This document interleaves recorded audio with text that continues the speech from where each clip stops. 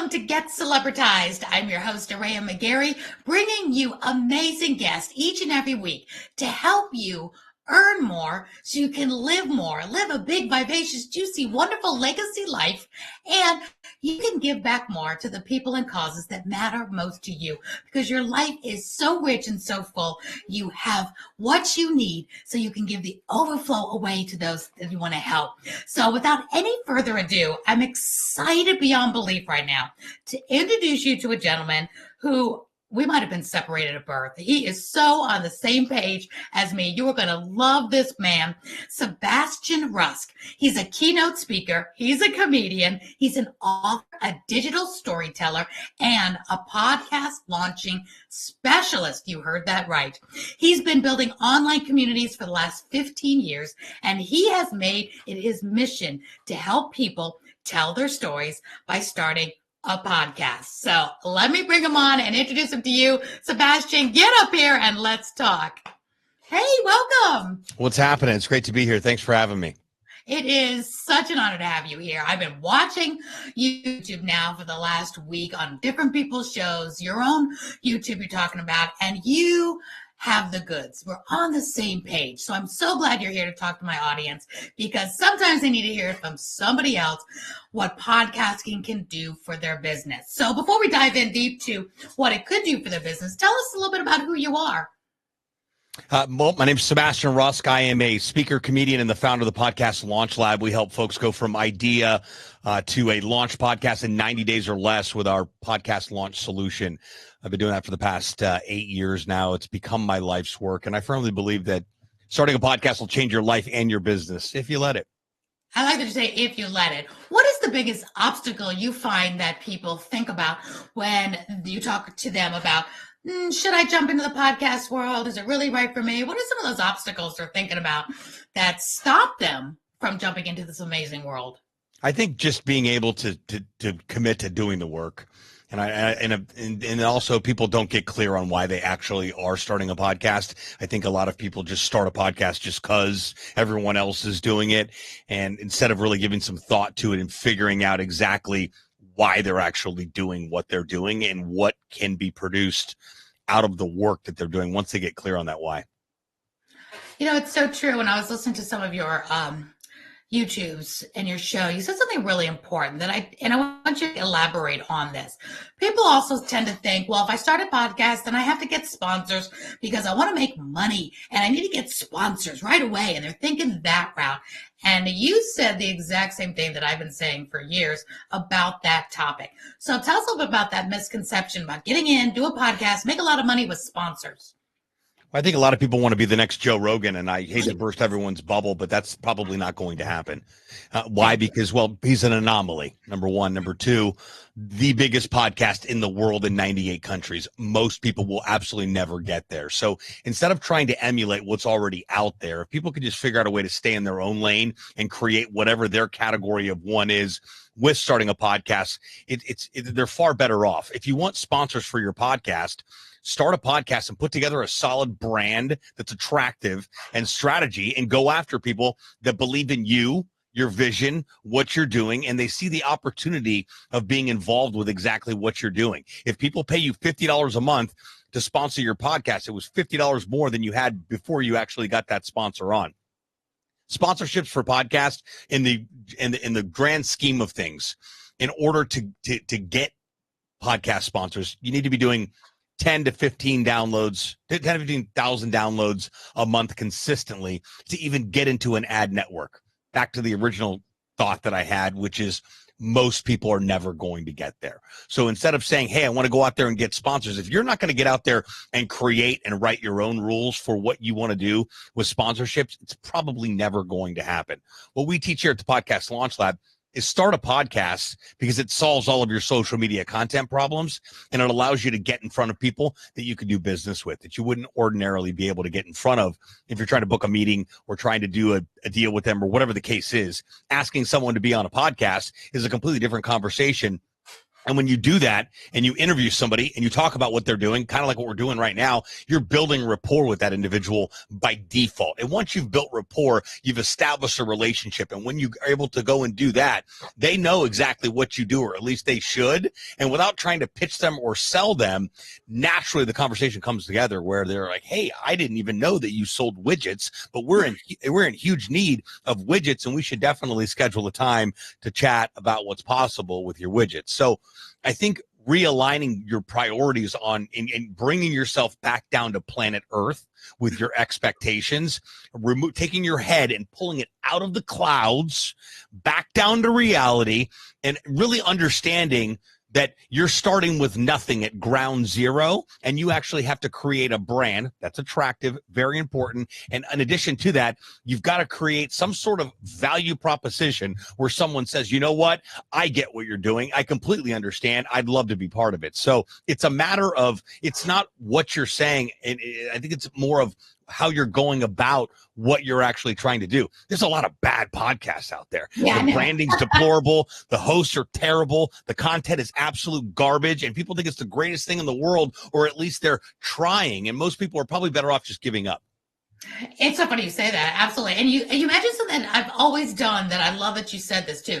You said when people, you want to pick somebody's brain, or they want to pick your brain. This is such a great way to do that. And you said, which made me laugh, I know you're a comedian, you said you wouldn't go and ask somebody to pick their nose. So why you ask them to pick the brain? Yeah, exactly. I was just laughing. It's so true, but you do get to pick your brain. Like, what am I doing here right now? I'm having an amazing man on my show that helps people launch their podcast and does all the production, does all the soup to nuts stuff that you're probably thinking, oh, I can't do one because I don't have $1,000 studio. I don't have a quiet place. You think of all the things you can't do when you probably don't need all the stuff that you're thinking you need anyway, but you need somebody like Sebastian and myself to tell you, you don't need all that stuff. You need to be good though.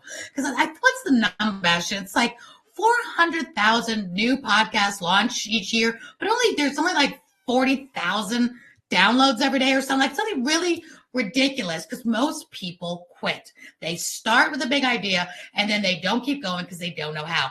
Talk to us a little bit about why that's not a good idea, just to jump in because you may think everybody else is, but not to have a plan of execution and know what you're doing before you start. I just think it's an absolute, complete, total waste of time. I mean, why are you even starting in the first place?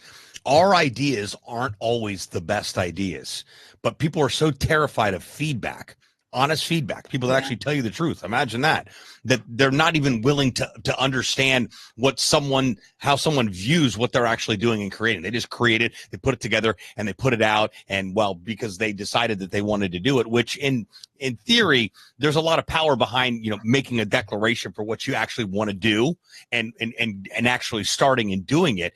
But at the same time, making sure you're doing it correctly, meaning that it's actually something that someone wants to consume and listen to. So I think that realigning your priorities and making sure that if we're going to do this, we're going to do it right. Is the brand clean, transparent, and easy to understand? Do people resonate with it? Are people listening? Do people even care? Right. I think these are all things that people fail to understand and consider when they first get started. And you're saying, would people even enjoy it or like it? I'm at the belief that even like with social media, and you said everything so spot on when you're talking about the podcast is the best content creation. And then you repurpose it into little micro bite-sized pieces for social media. And you don't have to have a large audience. If you have, and tell me what your thoughts are on this. If you have a small niche, you solve a problem that a group of people have specifically, where it's not just, I talk to women in business. Well, what kind of women in business? Older, younger, startups, scaling? That's like a wide audience you can niche that down so far. So what are your thoughts on having that smaller but fanatical fan base? Like if 1,000 people were in a room and you were able to talk to them and every one of those 1,000 people had the pain that you solve, wouldn't life be sweeter and better than trying to just talk to the world? And maybe somebody in there has the pain you solve. What's your thoughts on that? I mean, I think most people aren't even going to reach 1,000 people. So how about 50 people?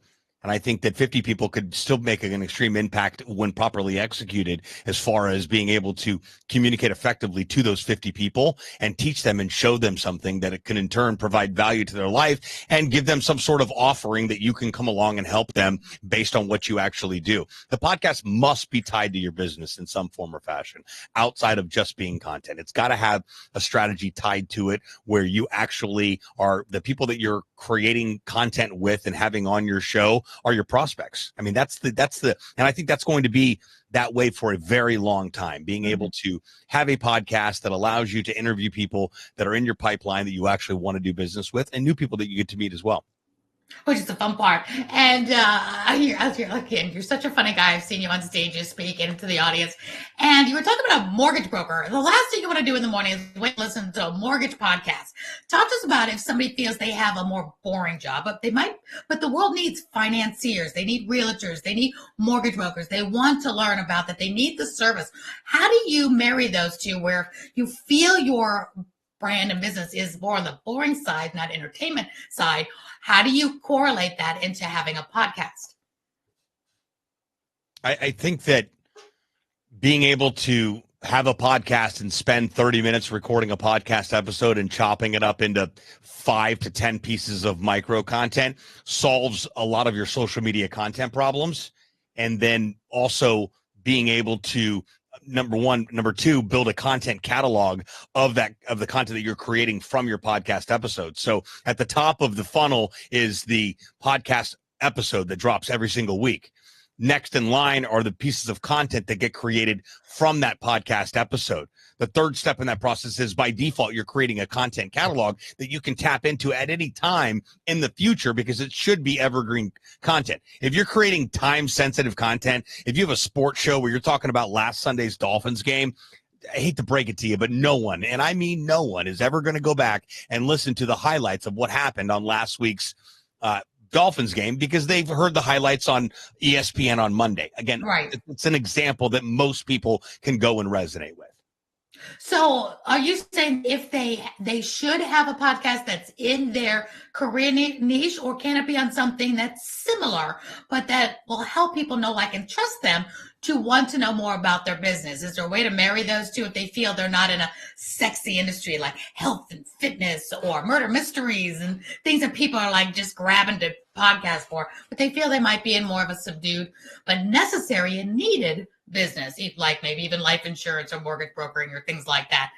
Yeah, I'm always a big fan of being able to find something that, because there's not a lot of sexy businesses out there but they still want to do something.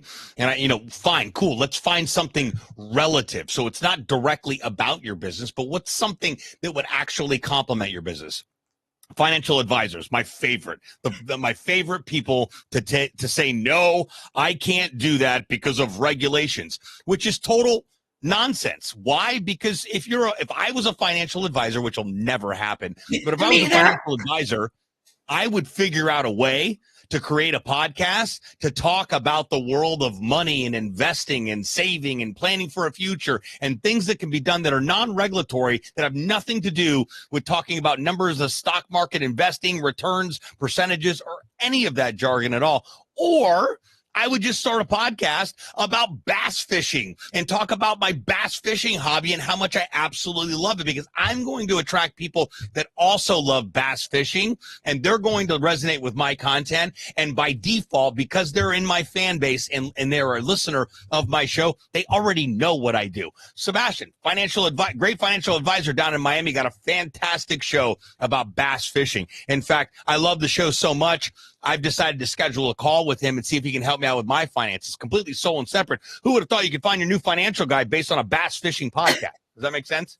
Absolutely. In my world, I find, I'm a huge animal lover, and animal lovers love other animal lovers. We know that if you love animals, you're a good person, right? Well, not all, but you resonate on that level of, oh my gosh, you get me, a dog lover, a cat lover.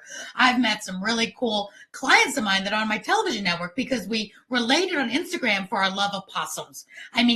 Totally irrelevant of anything you would think of a sane person, but I absolutely love possums. I feed possums outside. Somebody saw me just doing a little fun because, we do a little bit of lifestyle every now and then. And then we connected, and she actually became the first TV show host on my network, and she does a rescue for animals. I don't do a show about rescuing animals, but she did. But we resonated on the level of our passion, fanatical passion for animals. So I so get you. If you're a fisherman, if you're, whatever it is, if you love books, I mean, you have a book club, whatever, you're right. It's a way to attract people to just have that synergy, that's something in common. You can say, I like that person. They get me. We're on that same page. What else do they know? And you feel more comfortable because we know when we watch television and we watch a podcast or back in the day, radio shows, whatever, we feel like we get to know these people. Don't you feel like, I'll use a television as an example. When Matthew Perry just passed away, me and my daughter, I mean, we're huge friends. We feel like we lost a member of our family.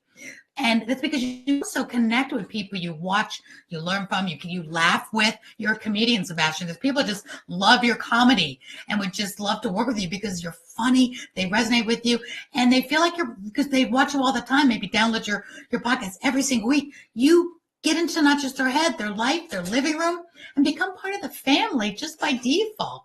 What do you say about that? Yeah, I mean, your content, when properly executed, should build rapport with your audience and the people that you're creating the content for. Absolutely. That's why they keep coming back. They really do. They like you, and I always tell people there's room at the top for everyone because we could do the exact same thing, but certain people are going to resonate with me, certain people resonate with you and somebody else. And it's just all about, that personality works for me. The way they teach works for me. People, I've had many coaches in my life and they could teach the same thing, but one stood out and it worked better for the way I learned versus somebody else. It wasn't bad. It just didn't work for me. So let's talk turkey about making money. Let's talk about, can you give us some examples of yourself or somebody, maybe a client or two, because you don't have to give names, but that it really has made a financial difference by starting a podcast, whether they made more clients, by association, how it works, just a little bit of diving deeper into, okay, who really makes money doing this? Does this really increase your business? Is there some success stories you can share with us? Well, like I talked about earlier, being able to have a podcast to build new relationships with people that you want to do business with is probably the most undefeated and underrated strategy out there. So that's the best way to make money with a podcast, is to be able to, you can also monetize it through brand deals and sponsorships that you create. People are not going to come knocking on your door and say, hey, I'd love to sponsor your show. Here's a check. That's not going to happen. You've got to go out there and create that, hunt that down and identify the right people. But the best way to monetize a podcast and make money with it is to be able to interview people you can do business with. Absolutely. Do you have any great examples or story to tell on that? Because I know you're a great storyteller.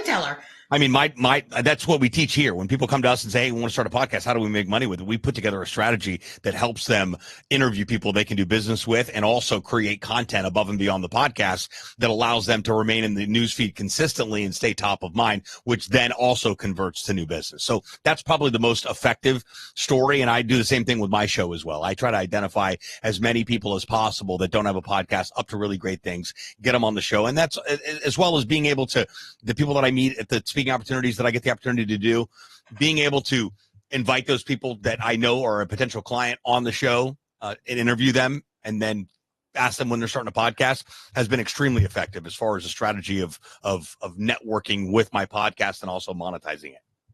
For sure. And tell us a little bit about your podcast. What's the name of your show? And what's one of the best memories you have from bringing somebody on your show that turned into something fantastic?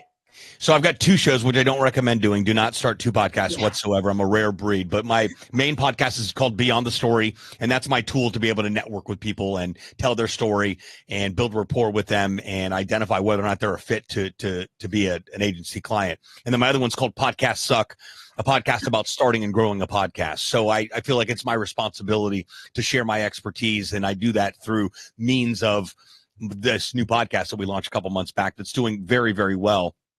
And the reason I started that is because I've already got the information. I wrote a book that tells everything I know. I create content around everything that I know. I deliver talks about everything that I know. So this is just an extension of being able to go and do that. I think the most memorable experience, what happened last year or the year before last, when I had a prospect who's in a mastermind group that I'm part of, hit me up and say, hey, I'd love to be, I said, hey, let's get you on the show. And she hit me up and it's like, yeah, let's do it. She's a CPA. And we get done with it. I'm like, you should really start a podcast. She was like, I know we're a few months out. It's like, we're probably getting to do that in, Q4, blah, blah, blah, whatever it was. And I got her, we got done with the interview, and then she's like, you know what? Let's do it. Send me everything. Let's get signed up. And I'm like, okay, fantastic. Do you want to know how much it is? And she's like, sure. Tell me how much it is. And she didn't really care. And it was that point in time that I realized that has become my niche. It's that people just absolutely do not care how much it is. They just want to work with me. And when you're doing it like that, you're doing it right. And so I've been able to weed out the whole, the looky-loos and the prices, and we're here and a budget, and I'm getting the money together, and I got to talk to my wife and my business partner and blah. I just don't tolerate it at all whatsoever. It's a one call. You got one shot to sign up when we talk for the very first time, or we're never going to talk again. And I think being able to put that healthy boundary in place allows me to attract more of exactly who my ideal client is. But that happened through that podcast interview. It's funny how much you go through things like that. That's great. Like, oh, this is what I want to work with. This is who and the how I want to work with, for sure. Yeah, it's a non-negotiable. I mean, an absolute non-negotiable, like whatsoever. And I tell people that. I go, listen, I'm not, I understand you need a couple more paychecks before you can get started, but I just don't think that you're a fit and the ideal, the ideal demographic of people that we get the opportunity to work with. So, but I will give you a copy of my book. I'll send you to my YouTube channel. Keep me posted on your progress. And if you do everything I tell you to do in the book, you'll be able to start a podcast, on your own. So it's one or the other. They're either hiring us to get them launched, or I've got free resources everywhere available, as I have for the past 10 years. That is part of my responsibility of knowing more than most people know about the world of podcasting. Everybody should have that sense of confidence wherever you land. We always teach people, don't run your business on the price, because somebody can always find somebody cheaper. Don't try to discount your prices and compete in the price war, because you'll never win. And that's not the business. You are who you are. You do what you do. You have your non-negotiables, and that's it. And I love that you have that, here's my book. Here's the free content all day long. You can dive into that absolutely free. And yes, launch a podcast. Of course it will take longer, but there's people that will do the work, and most people won't, but they'll enjoy it and they'll learn something from it. But if you really know that you can take it and run with it, great. There'll be a few that will, but people, I think, will also respect that, and they need to do that in their business as well. Have that level of the non-negotiables, whatever business you're in, that here's what it is, here's how much it costs, here's what I do for you, here's some bonuses, really have that confidence. And I think we get that too, Sebastian. As a TV show host, TV podcaster, things like that, we really get this confidence of, you can get a whole lot of us for free. You can go to our channels and you can just dive in. But when you want to work with us, in person, via Zoom, whatever, there's a cost. It's our time. We're worth it. Here you go. And those who will, it's that yes. And they're not worried about, well, let me wait and let me get a discount, or, you're going to do a special for Black Friday. It's okay. Yeah, no specials, no discounts. My mother calls, she pays the same price. That's just the way. And I want to touch on this, because there's a lot of confusion happening in the world of podcasting. A podcast, by definition, is an audio file uploaded to the internet to be consumed auditorily. That means we listen to it. So that's the true definition of a podcast. The word was derived from an iPod way back when. I'm dating myself. To be cast on an iPod. That's where the word actually. So the onset of the past couple of years, and Spotify has really started to try to amplify the term video podcast, which that doesn't even exist, and it's extremely redundant and an oxymoron. It 100% is, because the idea of it's one or the other. If you have a podcast that you're recording a video of the podcast and you're putting that on YouTube, you've got a YouTube video show, not a podcast. It's your podcast, yes, but it doesn't live. And I know YouTube's trying to really figure out this podcasting game, which I'll make the bold prediction right now, as I have all year long. That podcast feature will not make it on YouTube, because YouTube is a video platform. It is our new television. Podcasting is our new radio platform. And I think people confuse this so much. Is there a video component to a podcast? Absolutely, because most podcasts are being recorded remotely, and there's a video aspect of it, which also contributes to being able to create micro content. But this whole notion around, I want to start a video podcast, I almost hang up on people.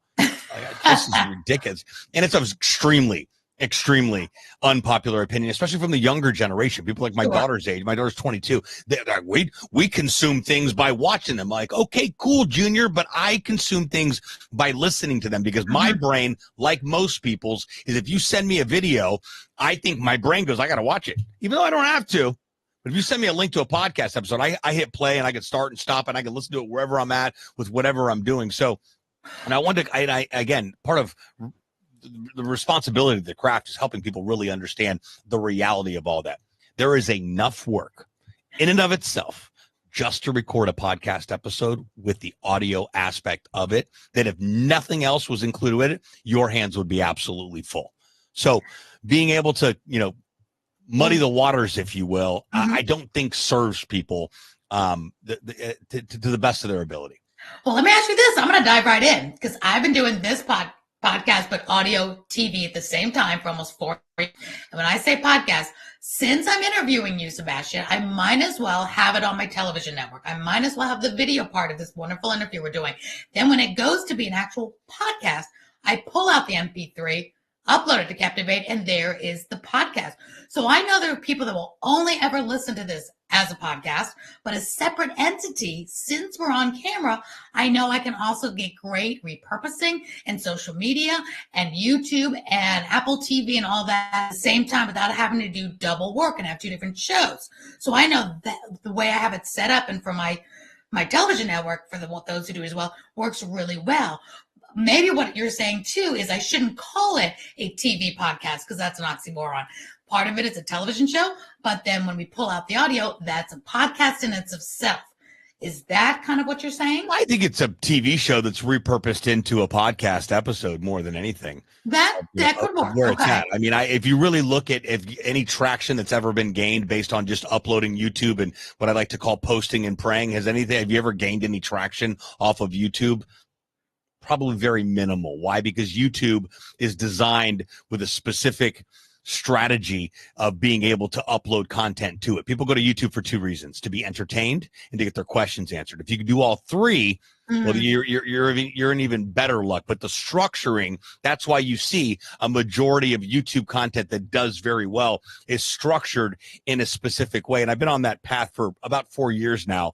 And it's the hardest piece of content that I create because it requires a lot of my brain. It requires me planning out the entire episode. It requires the actual strategy of how YouTube expects content to be created. That's why when you click on a popular video, chances are there is some sort of hook being offered at the very beginning. If you tune into a video that's extremely popular, that thumbnail is extremely attractive to your eyeballs that made you actually click on it and pique your curiosity. So the notion of being able to just upload something to YouTube, well, because Justin Bieber got discovered there, why not? I think is an absolute complete waste of time. And I didn't always think that way before I became a YouTuber. My brother's a shrewd YouTube expert and just extremely good at what he does. He helps people launch channels and he got me started about 4 years ago after telling me for so long that I was doing it wrong. And then, the sibling rivalry, never wanted to listen to him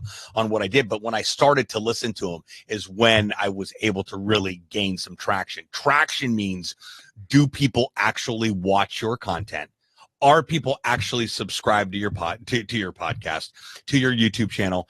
And are you getting paid from YouTube based on that content? And even more importantly, are people watching it and picking up the phone and calling you and saying, hey, I just watched a few of your videos and I need your help? All of those objectives have been able to be achieved because I actually started treating YouTube exactly the way that it's expected to be treated on how the content's created. Way of getting the phone to ring. What's that? What is your best strategy to getting your phone to ring? Showing up every day and making sure that you're posting valuable content that people actually need to hear, and making sure that you're in every place that people are actually active in. I'm very active on LinkedIn, very active on YouTube. I'm active on Facebook because it's kind of the backyard barbecue. Instagram still up for debate on whether or not, even though I did have a lead last week from Instagram. So but it wasn't my content. I did an interview during Art Basel down here last week for another brand that has a creative studio here, and they created a reel and invited me to be a contributor on Instagram. So it by default went to my feed. So someone found me through there, but I spend a majority of my time on YouTube and on LinkedIn because it's where people are actually consuming content. It's where people see the content and message you and go, can we schedule a time to chat about starting a podcast? And that's all that I care about. What do you do on LinkedIn that makes it worth it? Because I know a lot of people just post and post and post and hope that somebody will comment and reply. I have found that the audio apps work the best because when people hear me speak and hear me teach, when I go on speak on stages, that's one of my best ways of capturing new clients. I've loved Clubhouse until they've made all their changes. I've loved the audio rooms, the different social media. But they ruined that thing, didn't they? God. Yeah. Jeez. Talk about going to hell in a handbasket, boy. Rest in peace, Clubhouse. Rest in peace, Clubhouse. LinkedIn Audio's has That's definitely right, LinkedIn Audio. Yeah, LinkedIn Audio's got some longevity to it. I don't do a lot on LinkedIn Audio. I do a lot. How do you utilize LinkedIn?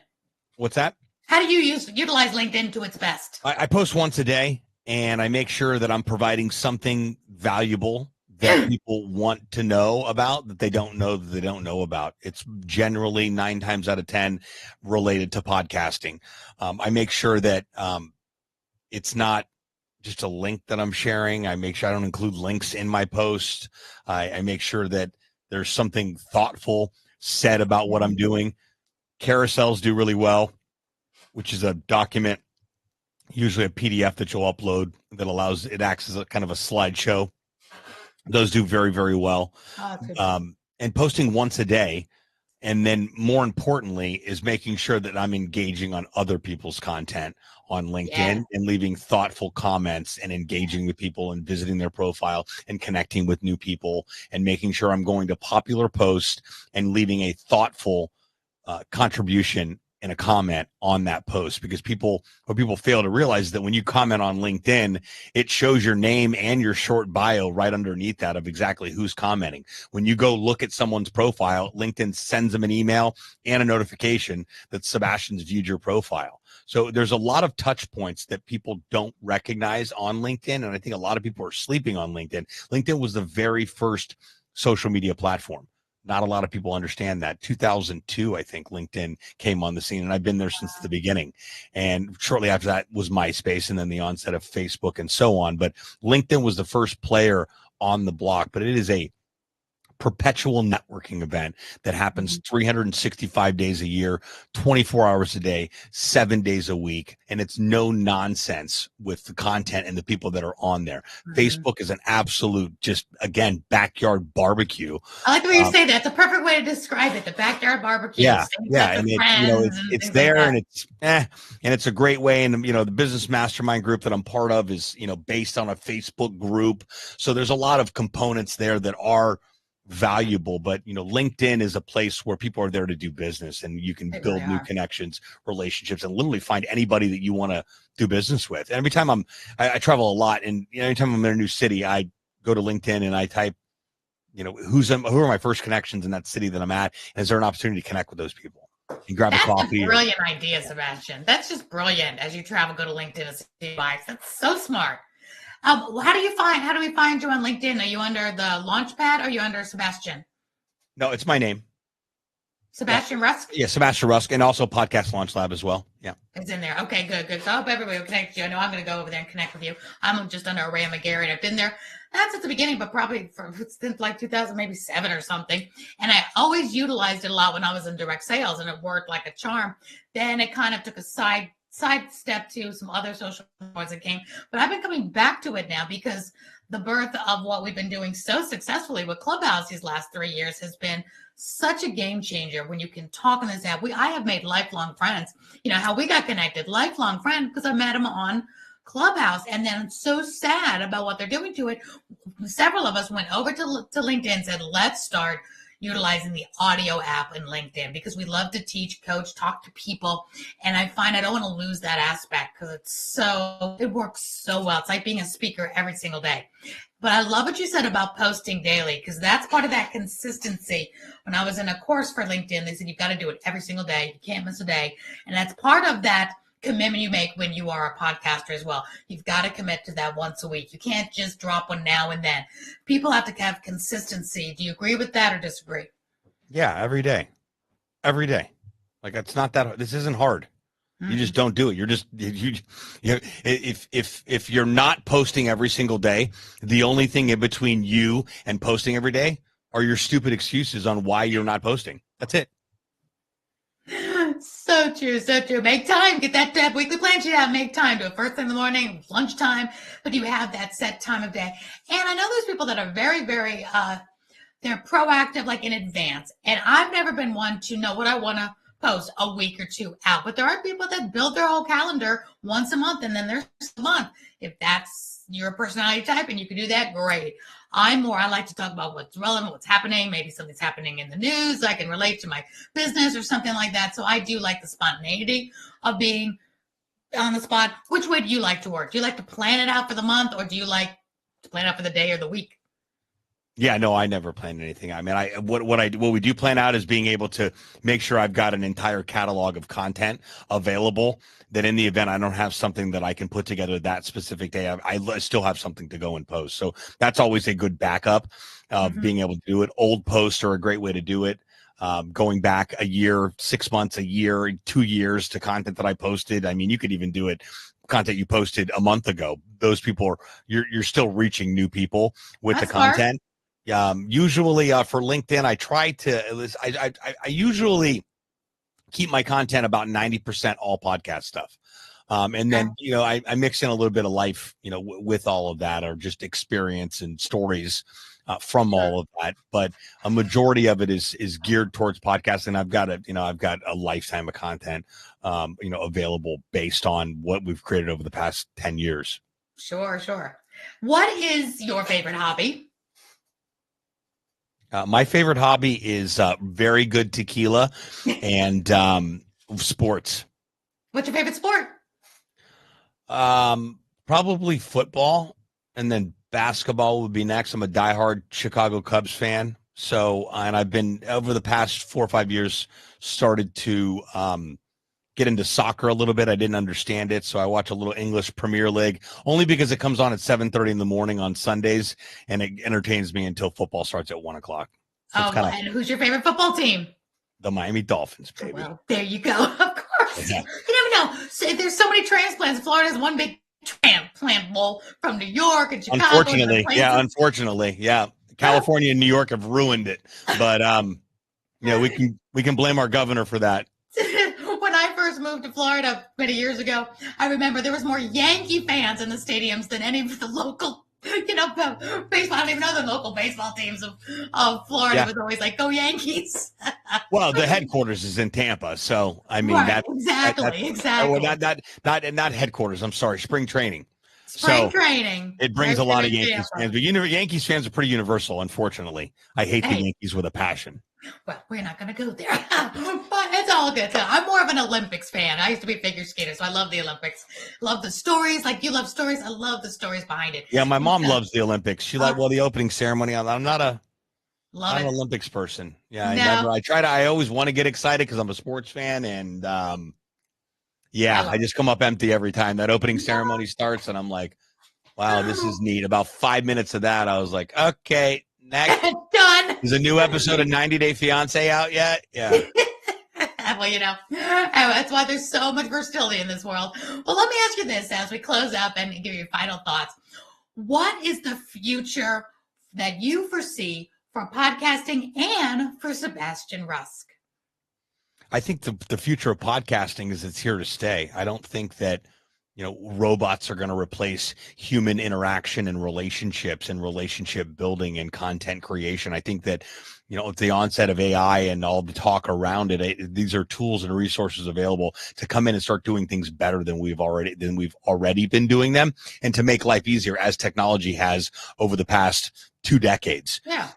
What's next for me is continue to evolve into the best version of myself and impact as many people as I possibly can, and helping them better understand the power of being able to step into a completely different version of themselves because they decided to start a podcast, because they started to start their thing, whatever that may be. I've got a unique gift for being able to empower people, and I want to be able to continue to double down on that and leverage it as much as possible.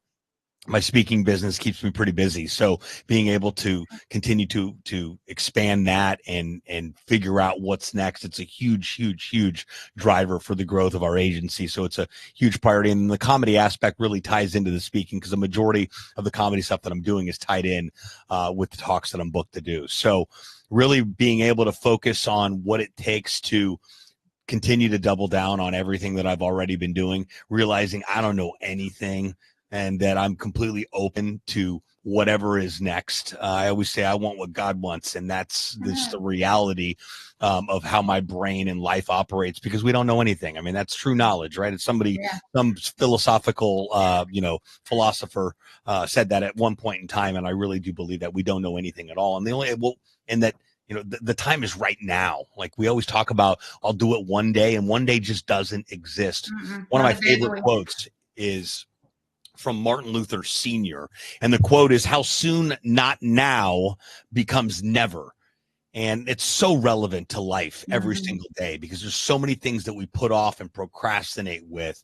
But when we actually commit to saying, I'm going to do this because I said that I was going to do it, and then we actually go and do it, that's where the results actually happen. I think people fail to realize that action creates momentum, momentum creates results, and results are exactly what we thrive for and what we live for. Because when we get that result, where our brain goes, wow, that was awesome, let's go do it again. And I think if people can just tune into that.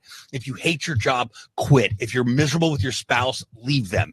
Life is way too short to sit in a monotonous type of environment, whether it's work and personal or whatever it may be. You got one shot at this thing called life. So if you had an inclination to get out there and go do your thing, make that life shift. I heard a quote the other day from Alex Hermosi, brilliant business and marketing mind. If you don't follow him, make sure you do.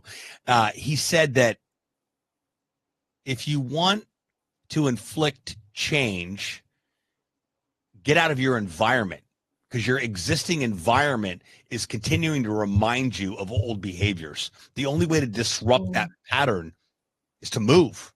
If you're stuck in a rut and you're still in that same apartment, move out. Yeah. If you're in a relationship that you know is not working, it's not going to fix, and it's not going to get better. If it ain't good today and it wasn't good yesterday, chances are it's probably not going to be. There is a requirement of you to take action, to step into whatever is next, and it is absolutely terrifying. You know what's more terrifying? Staying exactly where you are. Yeah, staying the same. Terrifying. That's my biggest fear. I read a book called Fresh Wind, Fresh Fire from a guy named Jim Cymbala. Started the Brooklyn Tabernacle with his wife, which is still an active church in Brooklyn, New York. And the story of the Brooklyn Tabernacle is absolutely unbelievable, because that part of Brooklyn was not the Brooklyn we know today in the 70s. It was full of prostitutes and drug addicts, and they started with, and it was miracle after miracle after miracle that this church actually became a reality. But there was one quote that he said in that book that really stuck with me. And he said, my biggest fear is going through my entire life without God showing up mightily on my behalf. And I thought, whoa. Wow. And if that doesn't get you going, I don't care what you believe, who you believe, where you believe. You got to believe in something bigger than us. We're just a bag of bones wandering around, figuring out what's next as human beings here. So I think about that a lot. And when I don't feel like it, guess what? Here's a big news flash. You are never going to feel like. I just had this conversation with my girlfriend this morning about working out and exercising. And I'm like, she does not like exercising whatsoever. And I said, neither do I. No one does. And I'm at the gym and I'm sweating and I'm in just the thick of hell. I'm in the depths, the seventh chamber of hell on the treadmill. And I called her and I said, hey, get up, go for a walk. Just get outside. It's a beautiful day here in Miami. 30 minutes. You'll be glad that you did. I know it's my day off. I'm in my warm bed. I understand that. And let me guess, you don't feel like it. You are never going to feel like it. But I guarantee you, when you get done with that workout, you're going to tell yourself, I feel incredible. And that is an undefeated Did it result work? that I received. Yeah, she did. She just texted me that she went for a 30-minute walk. And I had a phenomenal workout, and I'm kicking, screaming expletives all the way to the gym on the treadmill, just mad at the gym. And then I just did it because we've got a decision. Stay where we are, remain complacent, keep doing what we're doing, or decide to step into a different version of ourselves, realizing that there's something there for us when we make that conscious decision to step into a completely different version of ourselves. And it's it's uncomfortable, and it's full of fear and pain, and so is life, and so is staying in the same place you are.